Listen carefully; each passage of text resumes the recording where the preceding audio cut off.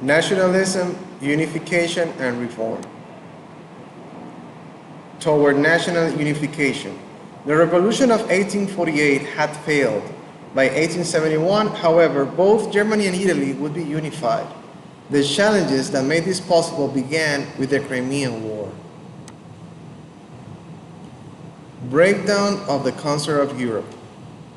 The Crimean War was the result of a long-term struggle between Russia and the Ottoman Empire. The Ottoman Empire had long controlled most of the Balkans in southeastern Europe. By 1800, however, the Ottoman Empire was in decline. Russia was especially interested in expanding its power into Ottoman lands in the Balkans. This expansion would allow Russian ships to sail through the Dardanelles, the strait between the Black Sea and the Mediterranean Sea. If Russia could achieve this goal, it would become the major power in Eastern Europe and challenge British naval control of the Eastern Mediterranean. Other European nations feared Russian ambition and had their own interest in the decline of the Ottoman Empire. In 1853, the Russians invaded the Turkish Balkan provinces of Moldavia and Wallachia. In response, the Ottoman Turks declared war on Russia.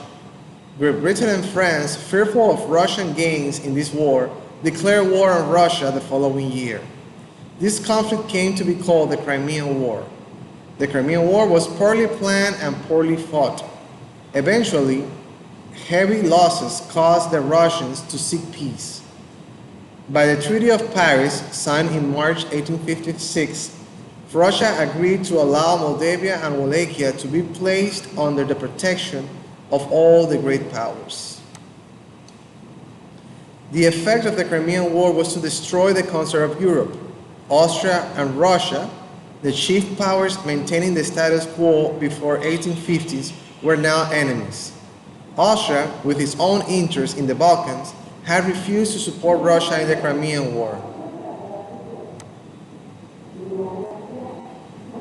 Have defeated and humiliated Russia withdrew from European affairs for the next 20 years. Austria was now without friends among the great powers. This situation opened the door to the unification of Italy and Germany. Italian unification. In 1850, Austria was still dominant power on the Italian peninsula. After the failure of the revolution of 1848, people began to look to the northern Italian state of Piedmont for leadership in achieving the unification of Italy. The royal house of Savoy ruled the kingdom of Piedmont. Included in the kingdom were Piedmont, the island of Sardinia, Nice, and Savoy. The ruler of the kingdom, beginning in 1849, was King Victor Emmanuel II. The king named Camillo di Cavour his prime minister in 1852. As prime minister, Cavour pursued a policy of economic growth in order to equip a large army. Cavour, however, knew that Piedmont's army was not strong enough to defeat the Austrians, so he made an alliance with the French Emperor Louis Napoleon. Cavour then provoked the Austrians into declaring war in 1859. Following that conflict, a peace settlement gave Nice and Savoy to the French. Lombardy, which had been under Austrian control, was given to Piedmont. Austria retained control of Venetia. Cavour's success caused nationalists in other Italian states, Parma, Modena, and Tuscany, to overthrow their government and join their states to Piedmont. Meanwhile, in southern Italy, a new Italian leader had arisen. Giuseppe Garibaldi, a dedicated patriot, raised an army of 1,000 volunteers. A branch of the Bourbon dynasty ruled the two Sicilies, Sicily and Naples, and a revolt had broken out in Sicily against the king. Garibaldi's forces landed in Sicily and, by the end of July 1860, controlled most of the land.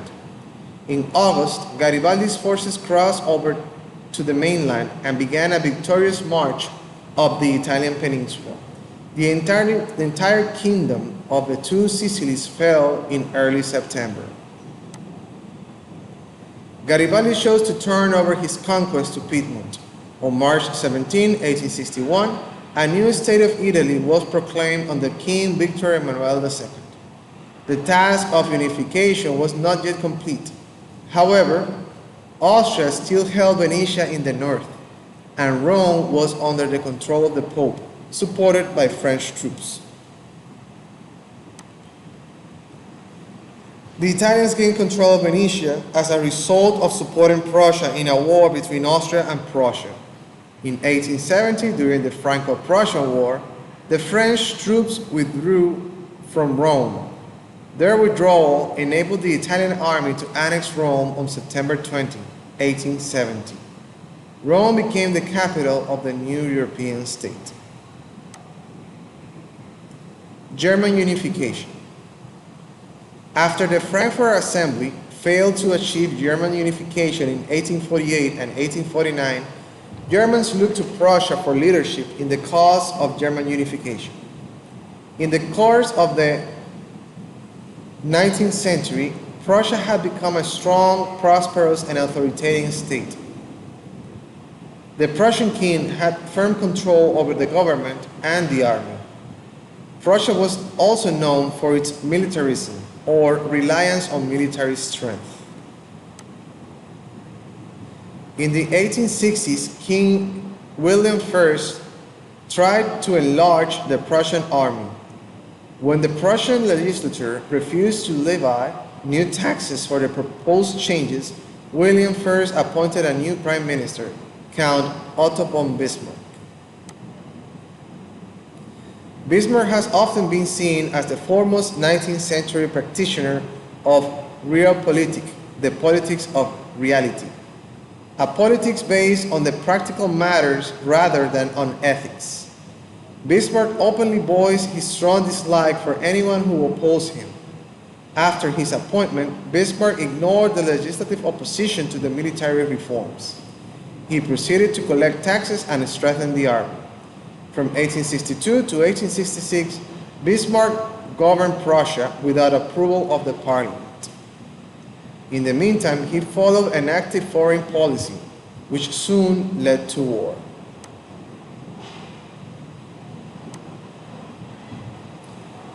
After defeating Denmark with Austrian help in 1864, Prussia gained control of the duchies of Schleswig and Holstein. Bismarck then goaded the Austrians into a war on June 14, 1866. The Austrians, no match for the well-disciplined Prussian army, were defeated on July 3rd. Prussia now organized the German states north of the main river into the Northern German Confederation. The southern German states, which were largely Catholic, feared Protestant Prussia. However, they also feared France, their western neighbor. As a result, they agreed to sign military alliances with Prussia for protection against France. Prussia now dominated all of the northern Germany, and the growing power and military might of Prussia worried France.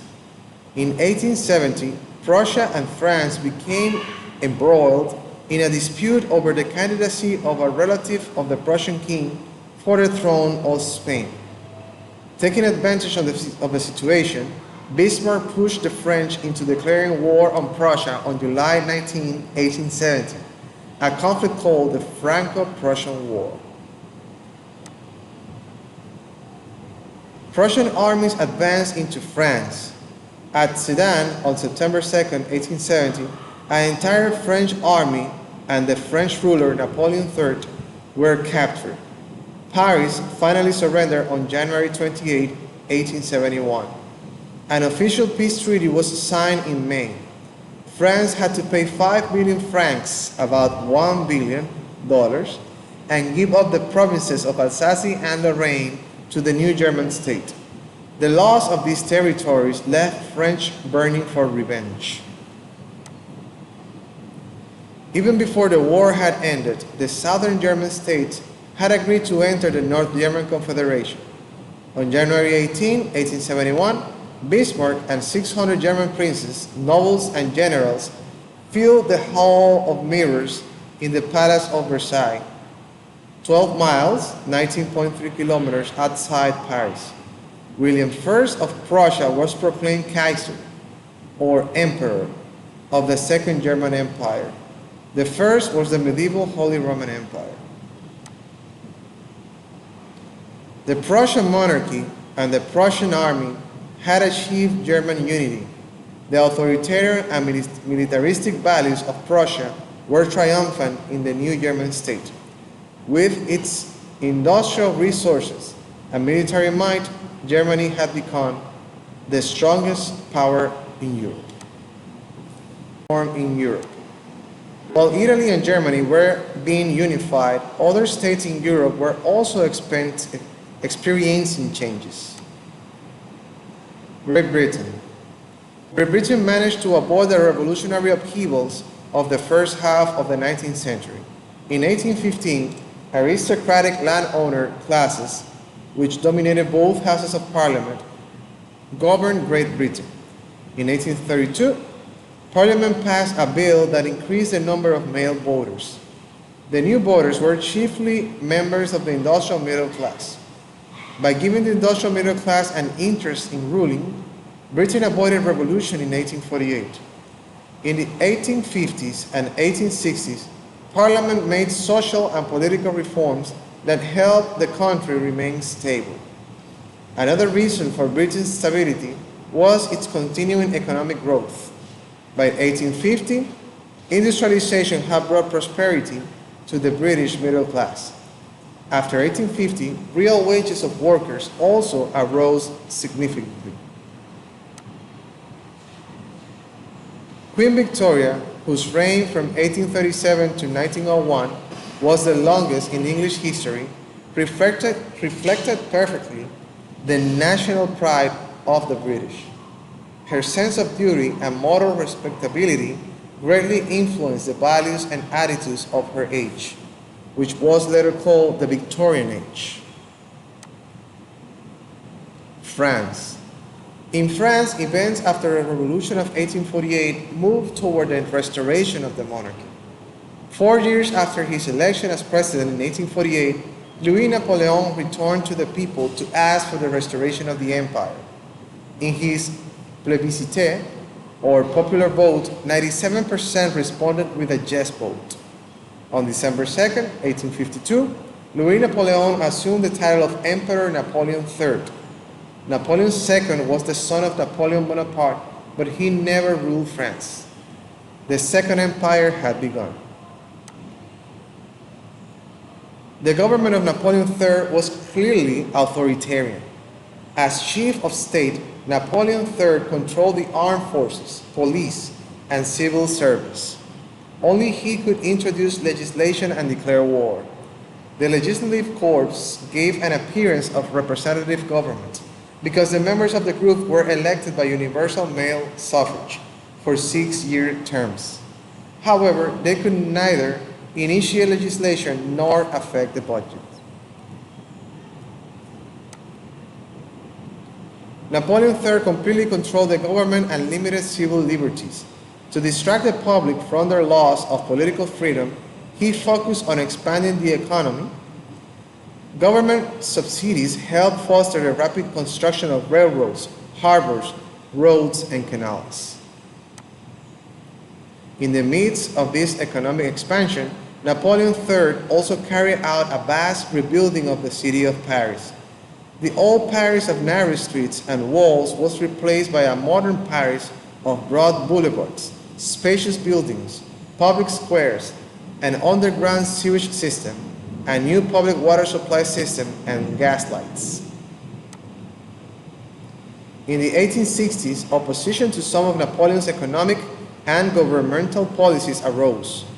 In response, Napoleon III began to liberalize his regime. For example, he gave the legislature more power. After the French were defeated in the Franco-Prussian War in 1870, however, the Second Empire fell. The Austrian Empire. Nationalism was a major force in the 19th century Europe.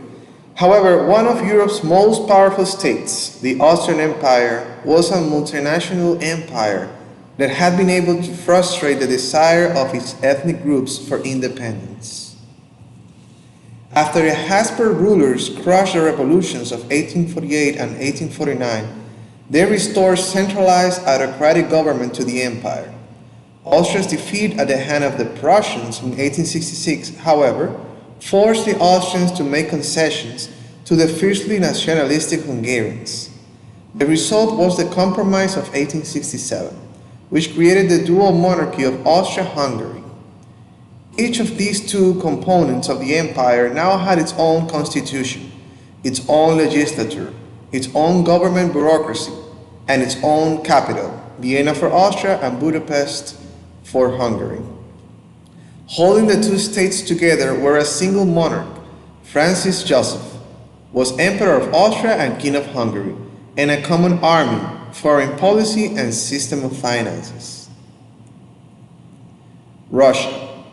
At the beginning of the 19th century, Russia was still rural, agricultural, and autocratic. The Russian Tsar was regarded as a divine right monarch with unlimited power. In 1856, however, the Russians suffered a humiliating defeat in the Crimean War. Even conservatives realized that Russia was falling hopelessly behind the Western European states. Tsar Alexander II decided to make some reforms. Serfdom was the largest problem in Tsarist Russia. On March 3, 1861, Alexander issued an emancipation edict, which freed the serfs. Peasants could now own property. The government provided land for the peasants by buying it from the landlords. The new land system, however, was not very helpful to the peasants. The landowners often kept the best lands for themselves. The Russian peasants had little good land to support themselves. Emancipation then led not to a free, land-owning peasantry, but to an unhappy, land-starved peasantry that followed old ways of farming. Alexander II attempted other reforms as well, but he could please no one. Reformers wanted more changes, but conservatives thought that the Tsar was destroying Russia's basic institutions.